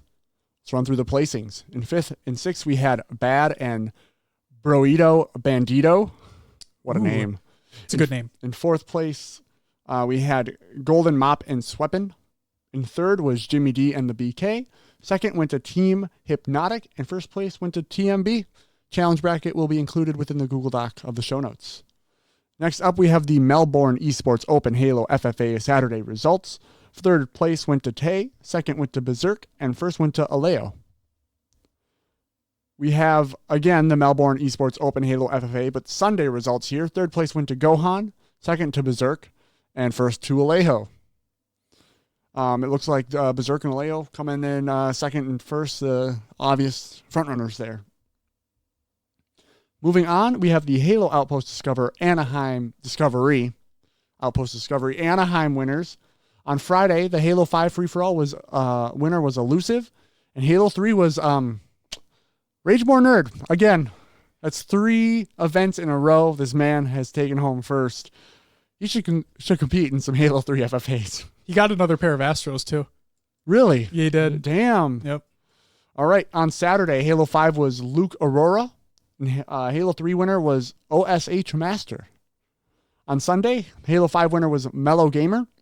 I probably wouldn't have been so mellow if I won. But and then the Halo 3 was Ultimega. So congrats to them. Taking home some Astros as prizes and for winning at Halo Outpost Discovery. And then shout out to Dragonite for providing the results for all these tournaments across all 3 days. You're amazing. And also, keep that name in your mind towards the end of the show. All right, moving on. The next tournament recap is Female Pro League August Halo 5 4v4 results. In 4th place, we had Team Yeehaw. Yeehaw! This was Angizi, Violet Captures, Slothamus, and Awakened Trinity. And 3rd was Milkhouse Gaming. This included Lady Enchilada. Were you just about to say enchilada? You know what, man? I've been kind of craving some enchiladas. I think they'd be delicious. But all right. Enchilada. Isn't it echidna? Echidna? Fuck it. Yeah. So for interpretation. We have Revidos, Saltine Squad, and Kitchen Bound. 2nd place went to Excellence. This was Domi Lags, Veronica, Janelle, and Minx. And 1st went to Guardians Gaming, which included Crandipus, Divine Damsel, Queen, and Command Station. Bracket will be included in the Google Doc in the show notes. Moving on, next up we have the Blam Gaming Halo Series Preliminary number 2. 4th place went to Sweaty Rookie and Simply Fear Me. Third went to Vemsy and Scariotic. Second was Stress and Gunplexion. And first was Command Station and Bound. 2 first-place finishes for Command Station. We have a lot of tournaments. Next one. Bobetta Fetta's Halo 5 2v2 results. Whoa! 7th through 8th, we have Omnipresent and Very Nerdy and Vemsy and Next Scion. 5th and 6th, Bards and Siege and NSG Serial and Smoke Ya Dig. 4th place went to Mr. Soul Snipe and Bohm. 3rd, who took home $10, went to El Halo Elite and Turtles. I like Turtles. 2nd was Command Station and Pink Hen's Hurt. They took home $100, and then first place was Swish Fives and the Gold Star BR taking home $370. You really do that turtle shit? Yes, I did. Oh my god. Next up, the EAEL Halo 5 2v2 results. This took place on September 1st. 7th and 8th went to Divine Duo, which was Divina and Frenzy, and Marital Punishment, Fireboy and Precisionite. 5th and 6th, we had You're in Trouble, which was Boomy and Out B Spectra. And then PP Hard, Thorough and Alpha 5s. Come on, guys. Come on. 4th place went to Undisputed, Les and Mista. 3rd was SLG and Shady, which included SLG and Shady. Really? No way. 2nd was Mocket, Warlord and Batchford. And first place went to Future Pro on Reach, Legends and Silica. They took home €50. Congrats to them. Next and final tournament recap here is the Halo Wars 2 World Series qualifier number 1 by Europa Halo. 7th and 8th place, Stormy Style and Hero Absolution. 5th and 6th, Power Moes and Cars and Cameras. 4th was EOD Spartan Seb. 3rd, Nintendo Hippie. 2nd, Almirante 99. And first place, we were talking about him not too long ago, Mike Beeston. So congrats to Mike Beeston. Almirante 99 showing back up at the top. Went to a best of 5 in the grand finals as well.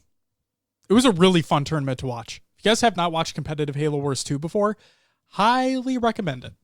I think since I haven't played it and don't understand it, it's not as exciting for me. So I just need to dive in a little bit more. Yeah. It's a good time. All right. That does it for the tournament recaps of the week. Thank you, Will. That means it's time for our what would be weekly topic, but this time it is our UGC's Halo Classic Atlantic City preview. Let's talk about it. So we have some event information, but first up, carpooling? This is a tweet by Noob Combo. You know Matty Rums. He's great. Check out noobcombo.com for all the latest competitive Halo information. He put out a tweet, and I quote, "The Halo Classic in Atlantic City is next weekend. If you're flying into any of the surrounding airports and are willing to split a ride with other attendees, we've made a spreadsheet to add yourself and find others. You can go to noobcombo.com/carpool for said spreadsheet." Next up, the player handbook. We talked about this last week, but I want to talk about this very important information for those who are attending and those who are going to be watching. So, roster lock for each of the tournaments will occur Wednesday, September 4th. I did this multiple times last week. Will, what day? Wednesday, September 4th. What is it? Roster lock? On Wednesday, September 4th. Thank you, Will. Please, for the love of fucking God, have your rosters submitted at the proper locations by that time. Here's the event schedule. All times represented in Eastern Time. Schedule is subject to change.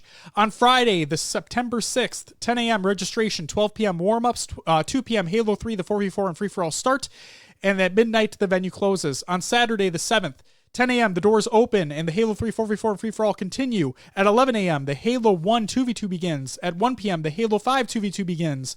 And at midnight, the venue closes. And finally, September 8th, which is a Sunday, 10 a.m., the doors open.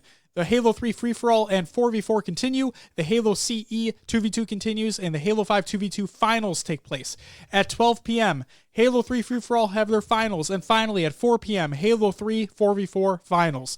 What to bring? An Xbox One controller, participants of Halo 3 4v4 free-for-all and Halo 5. A micro USB controller cable. An original Xbox controller if you're participating in the Halo 1 2v2. A headset, and your pass order number or email confirmation of purchase, or else you ain't fucking getting there, so do it. But where can you watch it? Great question.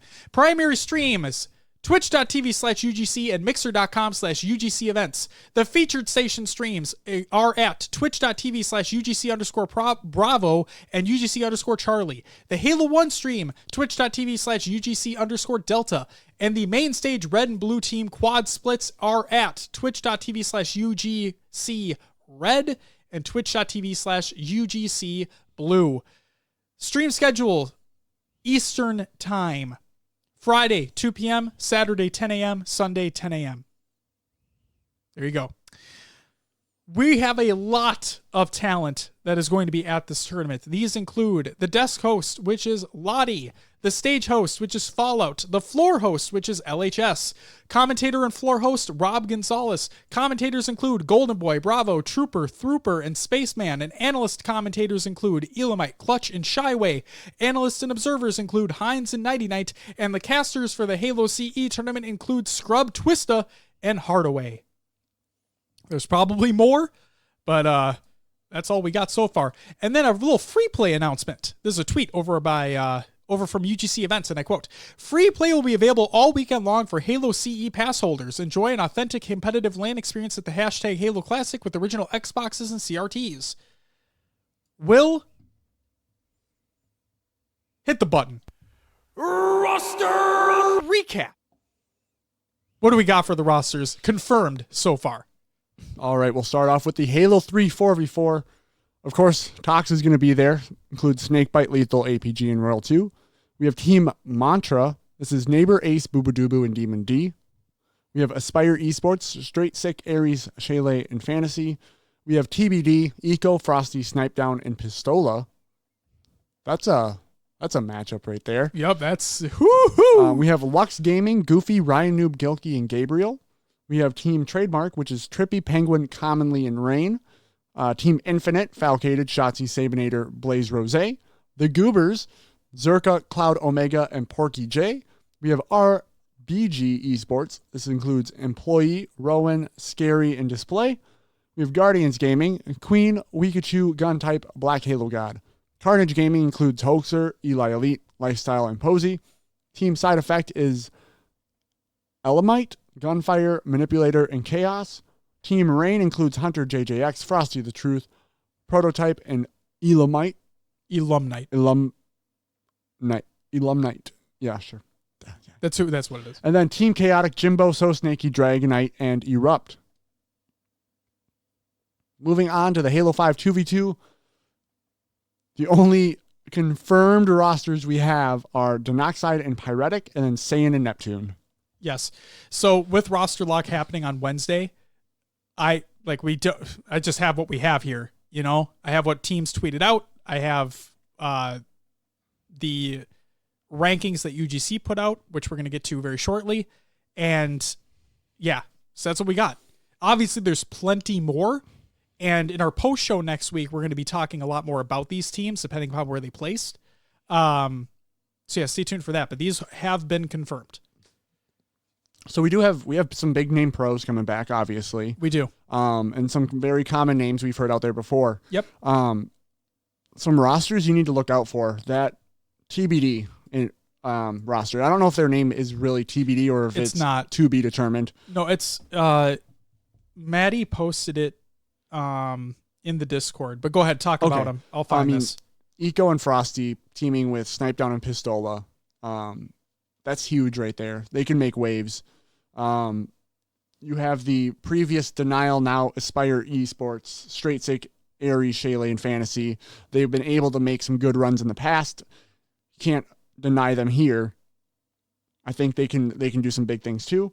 And then Neighbor, Ace, Boobadooboo, and Demon D. You have Boobadooboo, the young gun, Demon D, Ace, Neighbor, all tried and tested pros. They could make a run as well.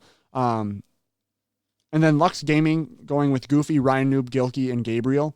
I don't know how much time they've had together, but I mean, you can't really put any of these people out of the top with the amount of skill that's out there. It's we know the big gun is Tox. They've proven it. They've shown it. They are. It's going to be a tough run for anyone to take them down, but I think there's teams that could possibly do it. Right. So TBD is called All Stars. All Stars. Okay. Yes. And then do you want to read through what UGC has for their rankings here, or the top 12 seeds? So this will be points allocated by the qualifiers. Yes. And based on who you have on your team, the points add up to the total. So in 12th place, they have Side Effect, which we did not talk about. Yes, we did. That's Alamite, Gunfire, Manipulator, and Chaos. Carnage Gaming is in 11th. That is Hoaxer, Eli Elite, Lifestyle, and Posey. Guardians Gaming is in 10th. That includes Queen, Wikachu, Guntype, Black Halo God. In 9th, RBG Esports, Employee Rowan, Scary, and Display. I realize I'm reading everyone again, but here you go. No, it's worthwhile. In 8th place, you have the Goobers. This includes Zerka, Cloud, Omega, and Porky J. Thank you. No problem. You read the name, I'll read the team. All right. 7th is Infinite. That's Falcated, Shotzi, Sabinator, and Blaze Rose. 6th is Trademark. That's Trippy, Penguin, Commonly, and Rain. 5th, we have Lux Gaming. Goofy, Ryan, Noob, Gilkey, Gabriel. 4th is All Stars. Eco, Frosty, Snipedown, and Pistola. 3rd, Aspire Esports. Straight Sick, Aries, Shayla, and Fantasy. 2 is Mantra. Neighbor, Ace, Boo Boo Doo Boo, and Demon D. And number 1, Tox. Snakebite, Lethal, APG, Royal 2. There you go. Yes. So, okay. Predictions, right? Let's get into it. Yeah. Do you want to go ahead? Do you want to take first? Sure. Go for it. What do you got? I can't. Tox has been so dominant. Yes. Over all these other teams. And they've remained consistent, and they're still the same team. Yeah, it's hard to not put them first place. Yep. So let's leave them there. Okay. Top of the pedestal. Tox Gaming I'm takes right with home you. Atlantic City. I'm right with you. Second place. This is tough. Yeah. I could see it being a ton of it all depends. Yep. All depends on how these other teams come to play. Right. How much practice they put in together. If they're ready to go on game day. So that's the thing, right? Is that now that this All-Stars squad has been announced, people are thinking, oh my God, this could totally shake it up. They could make a run for first and whatnot. Now, don't get me wrong. Snipedown, Pistola, and Eco, absolutely fantastic players, right? Frosty, competing in COD, is coming back for this tournament. Who knows what he's going to be like? Even though he's proved himself. He's definitely proven himself. But gets back to the whole team chemistry. How long have they been practicing together? Was this team just announced and it was just formed at that same time? Or had they been practicing together for a little bit beforehand? Because while the individual talent on that roster is fantastic, and Snipedown and Pistola have been the longest running duo, like they've been teammates for so long, that chemistry is there. I don't know about the other two. I don't know how that team's going to congeal, you know? Yeah, you also have to look at Snipedown's been competing in Apex. Yep. He's not been 100% diving into Halo. Right. So, but at least he's been consistently on the sticks. You know? That's true. Yes. That's true. And he does play Apex with a controller. So at least he's been on the sticks. Yeah. But so do you put them second? Do you think they have enough to make it to second? I mean, I don't think they get second. Okay, I'm gonna let you do your predictions first because I'm taking yours. So you do your predictions. Yeah. Then I'll do mine. Oh, but I've agreed with what you said. History has shown that Snipedown and Pistola usually have some slow starts too. Sure. Maybe they have to fight their way through losers. I don't know. I think I'm gonna put, because of the work they've done and where they've come, I'm going to put for second Aspire Esports. I think they make it back up there. Okay.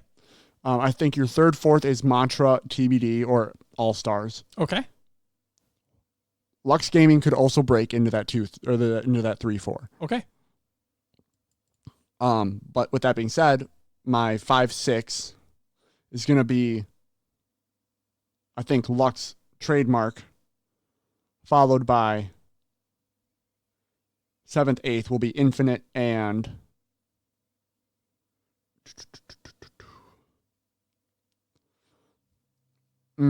Eighth place for me. It's kind of cloudy, right? Sure. So who do we have left? We have Goobers, maybe Jimbo and So Snaky come in top 8. Okay, I can respect that because they've been there. But we haven't seen EU place well recently, right? So it's hard to say that. I mean, top 8 maybe. So I guess I'll have Trademark and Team Chaotic on that fringe 8-9. That's where I'm at. What about you? What do you have for this? Hold on, I want you to run me through yours one more time. So who do you have for first? Tox? Tox. I'm documenting this. Oh, he's writing it down. No, because I want us to come back to this. Oh, for sure. Yeah, and see where we ended up, right? Yep. Who do you got for second? Second, I put Aspire Esports. Okay, Aspire. Okay, what do you got for third? Or fourth, I mean? TBD, All Stars and Mantra. Okay, All Stars and Mantra. Okay, what do you got for fifth, sixth? Lux and Trademark. Okay, and who do you got for seventh, eighth? Let's go Infinite and Team Chaotic. I'll throw them in there. Okay. Okay. Very nice. Let's hear it. What do you got? Toxin first. Oh, big shocker. I know, right? It's fucking crazy. No, I just think they've been, like we've said, completely dominant, remain consistent. They're still the same team. I think they have what it takes to win. It could be dicey getting towards the semifinals, winners, finals, grand finals. It could be a little bit more difficult for them considering all the other teams have been weeded out, right? But I still believe they take it. So first place for me is going to go to Tox. Second is, like I said, a lot harder for me. So looking at the rosters that we have right now, right? That's fucking tough. Okay. It's tough because a lot of these rosters have been shaken up since we've last seen them. They have. And there's not been consistency in placings in what we've seen from tournaments from these sets of players. Right. Okay. Oh, boy. I'm going to throw a curveball in here. Okay. My second place team is going to be Trademark. Trippy, Penguin, Commonly, and Rain. Okay. So Commonly and Rain's those are the dark horse people on this roster for sure. But I'm looking at the previous placings that Trippy and Penguin have received. They won the Red Bull 2v2. Okay. That was Halo 3. Mm-hmm. And then, if I'm not mistaken, what did they won the event after that? Or Trippy did, right? I can't recall. They won something. I can't recall off the top of my head, but sure. Those two are a formidable duo. Now, I know that two players don't win games, but Trippy recently had a little interview with the HCS team, leading into the Halo Classic here. Like I said, it could be completely out there, but I'm going to give them second here. Okay. That's what I'm going to say for my second. Did that interview give you light into anything that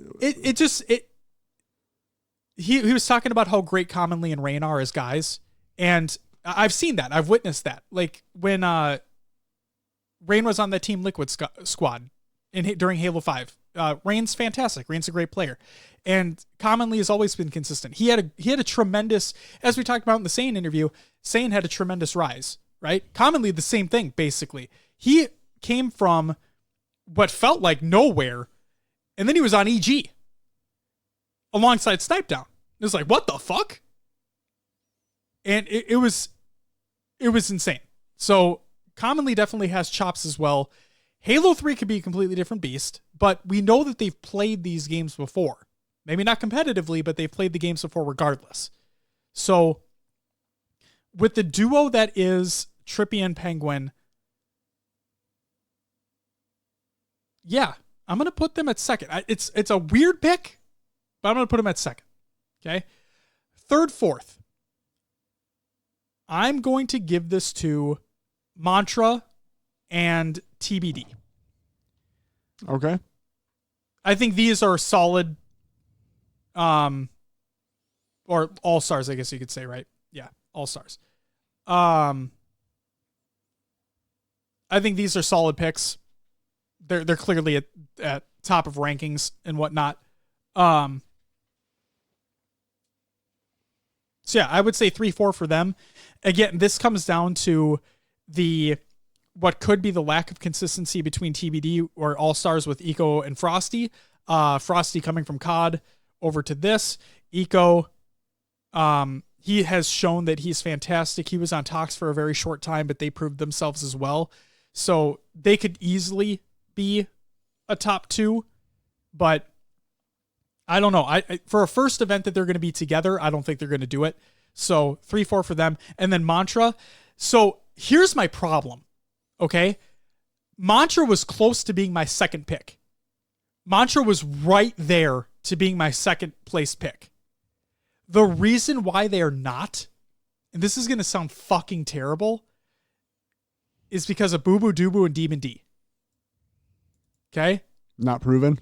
No, that's the thing, is that they are proven, but I feel there's just inconsistencies there. Okay. Ace plays out of his goddamn mind all the time. So I have no worries about Ace. I have no second thoughts about Ace.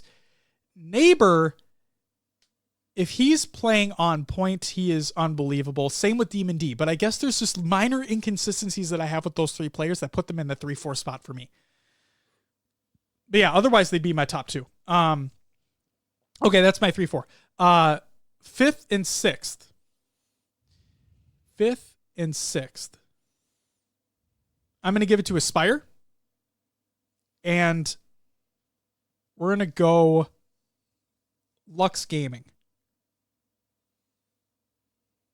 Okay. That's my 5th and 6th. Aspire with their pickup of Fantasy. Okay.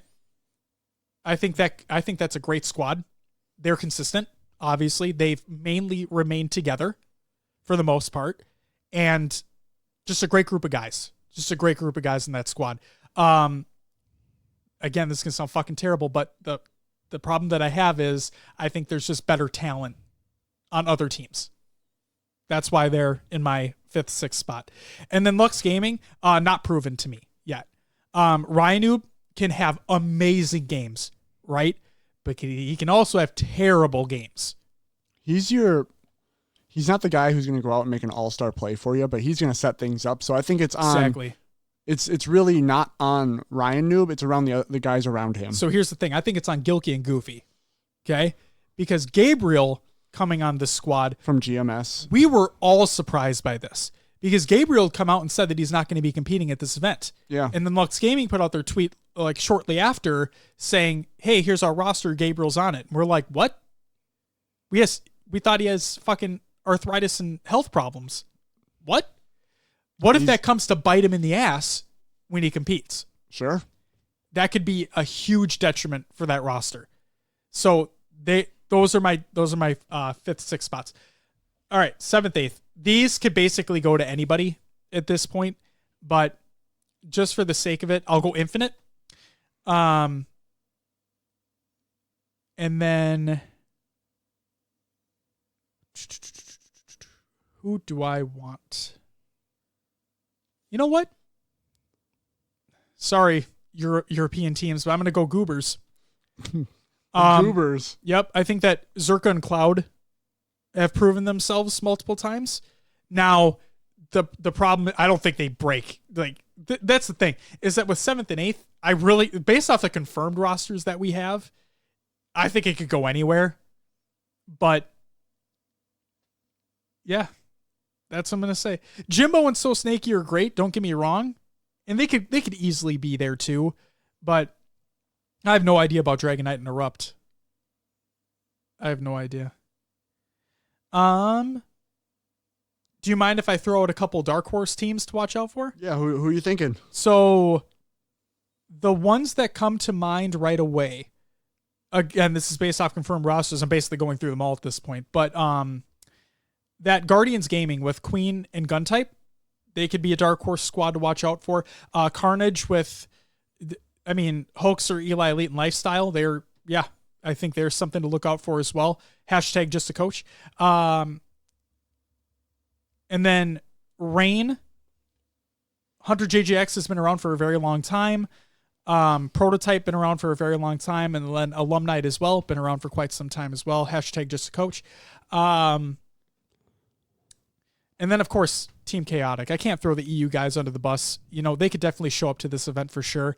But again, my problem is that I think that there's just better talent on other teams. That's my problem. But I think all those teams are ones to definitely look out for, and they could cause some upsets in the lower tiers of the brackets. I don't think they're going to be making into top 6, top 4, but in that 7th, 8th spot, they could definitely have something to prove. All right. That's what I got. All right. Moving away from the talent. Yes. The broadcast. Oh, fuck me. We talked about it a little bit before, but yep. It's got to be on point. Yep. We need Halo to remain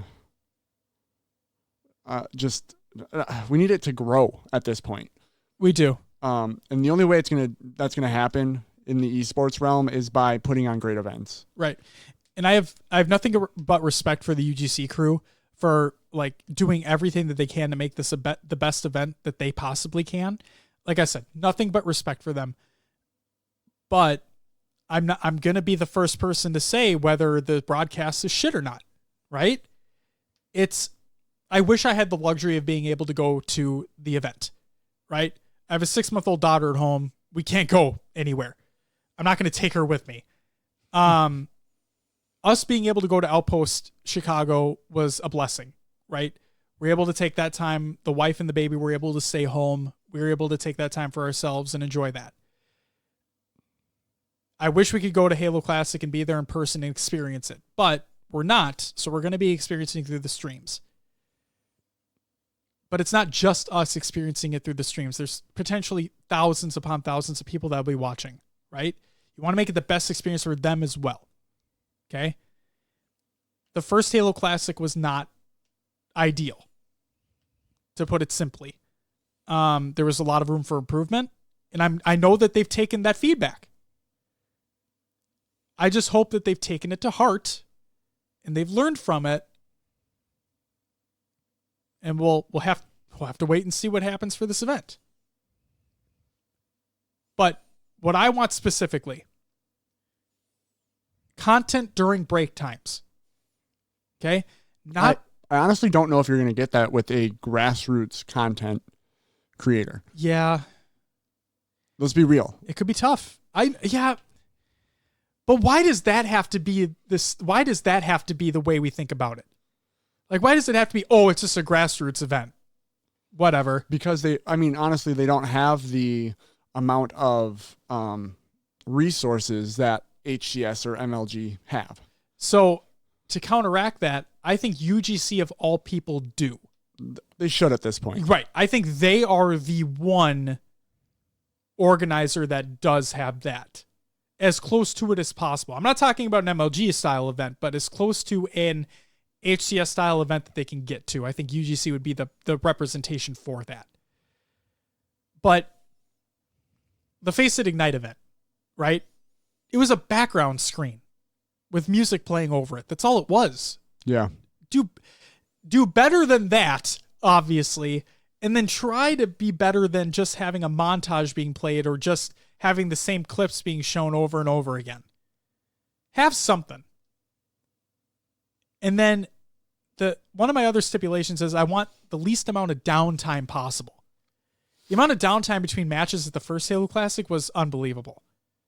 Let's think about it though. Match ends, right? Match ends, yep. That gives 5, so we're saying 15 minutes between matches, right? Sure. 5 minutes set up. 5 minutes to get the current team off. 5 minutes to get next team on. 5 minutes to get set up with settings, controllers. Sure. That's still a pretty tight window. Right. But if they can tune it down to 3 minutes to get teams on, 3 minutes to get teams off. So let's keep with your 15-minute strategy. Okay. Yeah. Let's just keep that. Let's stay at the top end, right? Pending no technical difficulties, which could happen. But let's just say an ideal situation, 15 minutes, whatever. At that point, you have so much talent there to cover the entire event, right? Mm-hmm. Have interviews on the floor. Talk to spectators. See how they're doing. See how they're enjoying the event. Maybe have like little mini games taking place where people can win prizes or something and broadcast those during the downtimes. Just try as best you can to keep people engaged and tuned in. Because don't get me wrong, I like doing stuff around my house, like around the house when there's not a match going on. But if I can do stuff around the house while still being engaged with the stream, that's even better. So, yeah, that's what I'd say. I'm fine if it still stays at 15 minutes. Just give me something to watch in the meantime. And you have so much talent there, I don't see how that would be an issue. As long as my third point comes into view here, all the streams work and they're basically always on when they're supposed to be. Right? Not this Delta stream not working for basically the entire tournament. But have them on, have them live. Now, the Bravo, the Charlie, the Delta streams, that could be a lot more difficult to have things going on during break times. That I understand. In an ideal world, I would love to have things on that one too. Like a Halo 1 stream, for example, on Delta, right? Maybe during the break times on that, you have that stage host interviewing the Halo 1 people, right? So you're consistently having the content there. You have the mainstream focusing on the 4v4 or whatever's going on there. You have that Delta stream mainly focusing on the CE stuff, but you have that consistent flow of content that's taking place. Because a lot of people tuning in, right? More than likely are only tuning in for the Halo 3 4v4, right? Why not shine that light on the other people that are competing for those other tournaments that are taking place? Because there's some big names that are competing in the Halo 5 2v2. Yeah. Shine those lights on, shine the spotlight on those people. Let the people at home know what's going on at the event. That's what I got. What do you got? Yeah, I would agree, saying make sure everything's spot on. I mean, sometimes you can't account for technical difficulties, but make sure day one's just not a train wreck. That's a big one. That is a big one. Yeah, the stuff in between's huge. For me, thinking at it from a broadcast standpoint, I mean, if you're having interviews on those different channels and whatnot, that means you have 4 different producers or 5, basically 4 different head producers calling the shots on what you need done, where to go, where to be. I don't really know if UGC has that or has it set up that way, but it's possible if they do. It would just take a lot of coordination. I just want it to be fun. It really, in the long run, that's what I want. I want it to be enjoyable to watch, not feel like I'm wasting most of my time waiting for matches. I want to be engaged, watching matches, watching content. 100%. So that's really what it comes down to. Sounds good. Well, big tournament this weekend. UGC's Halo Classic Atlantic City. Their biggest one yet. Multiple side tournaments that are taking place as well. So to run it all down, for those who don't know, there's a Halo 3 4v4, there's a Halo 3 free-for-all, there's a Halo 5 2v2, and a Halo 1 2v2 as well. All taking place at the event. The event venue itself is going to be massive. Should be more than able to accommodate everybody that's going to be there. To everybody that is going to be there in person, we wish you the best of luck competing, spectating, whatever it may be. Please let us know your thoughts on the tournament in the Discord. Will's going to plug it later on. And yeah, I'm excited. I know that I've been consistently critiquing them at UGC, and it sounds like I'm being a fucking hard ass all the time. I want what's best for it as well, right? I want them to succeed more than anything in the world, because that just means that everybody else is having a good time. And I know that there's so much work that gets done behind the scenes. So I'm just going to say right now, Well, actually, fuck it. I'll wait for the shout-out segment. But that's all I got. Is there anything you want to talk about with the Halo Classic before we move on? I'm good. All right. Which means it's time for some shout-outs. As I hinted to earlier, I want to say shout out to everybody that's going to be working behind the scenes at UGC's the Halo Classic at Atlantic City. Your work does not go unnoticed. I say it all the time, and I truly mean it. Without you guys doing the work, putting in those hours, day in, day out, leading up to and during the event, this event would not be possible without you all. So thank you, thank you, thank you. And I'm very excited for this tournament this weekend. I'm very much looking forward to it. Next up, shout out to everyone who joined in the community playdate. I believe this included Goalie Sniper, High Tech Redneck, Night Fox, and Maddie Rums. You guys are fantastic. Thank you so much for joining in on the games. And then finally, shout out and congratulations to everyone involved in Halo Outpost Discovery. The very first tour has completed. You guys are all fantastic. We talked about the experience that we had with Heavy Rainfall. If you haven't, I've done 3 or 4 different episode plugs this time. Yeah. But seriously, if you have not listened to that episode yet, we did a full show with David from Midwest Esports, aka Heavy Rainfall. No, I'm not going to say the stupid version of Midwest Esports. I'm not going to do that to you, Dave. Don't worry. But seriously, please go listen to that episode. Dave, it was a pleasure having you on. Brought some great insight as well. And we talked about Halo Outpost, and it was a great experience. To everybody involved in that, you guys did a phenomenal job. We're very much looking forward to the next leg, whenever that gets announced as. Also, a couple special shout outs here. DJ Blue for basically putting on the entire thing, organizing, orchestrating basically the entire thing. You're phenomenal. And then special shout out to Dragonite as well for putting on all the competitive tournaments that took place day in, day out at every single stop of Halo Outpost Discovery. Remember how I told you, Will, to keep that name in your mind? Dragonite? Yeah. Okay. There's a reason why. So I reached out to him on Twitter, and Will and I had talked about this previously. There's going to come a time where we're going to have Dragonite on the show for an interview, because we want to know his experience with Halo Outpost Discovery. We want to know for him what it was like to put on these tournaments day in, day out, be at the top of his game 100% of the time, because he was. And we also want to learn more about him as an individual within the community as well. So stay tuned for that. So that'll be coming down the line. And then I guess I'll just say this now. We also intend to have DJ Blue on the show at some point in time to talk about the overall Halo Outpost Discovery experience, what went into organizing the event, and what he thought and what his plans are for the future. We're excited to have that happen as well. Again, down the line, stay tuned for something like that to happen. Will, that's it for the shout-outs. It's time for some community creations. Well, first and foremost, Meme Monday. It's on Reddit every Monday. Memes, reddit.com/Halo. reddit.com/r/Halo. Holy shit. You almost messed that up, man. I almost did. Just like dates. I fucked those up too. It is what it is. Whatever. Could be a lot better. Could be a lot worse. There it is. Bada bang, bada boom.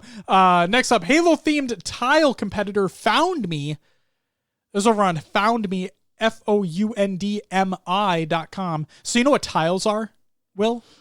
Like the things that can find your other trackers. devices? Yep. Yeah.